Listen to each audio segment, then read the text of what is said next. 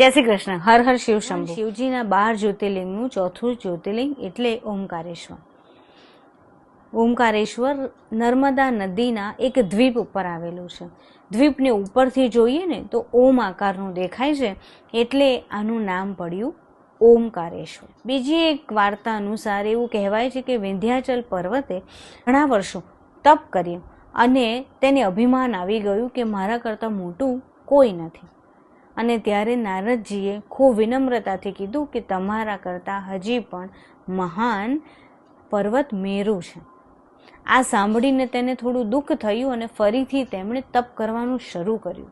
કઠોર તપ પછી શિવજી પ્રસન્ન થયા અને શિવજીએ પૂછ્યું ત્યારે તેમણે વરદાનમાં કીધું કે મારા કરતાં મહાન કોઈ નથી એવું કહો.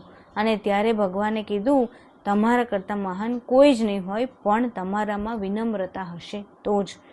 ઋષિઓની વિનંતી સ્વીકારીને ભગવાન આજે પણ ત્યાં જ રોકાયા છે અને એટલે આ સ્થળનું નામ છે, એટલે આ લિંગનું નામ પડ્યું ઓમકારેશ્વર. જય શ્રી કૃષ્ણ.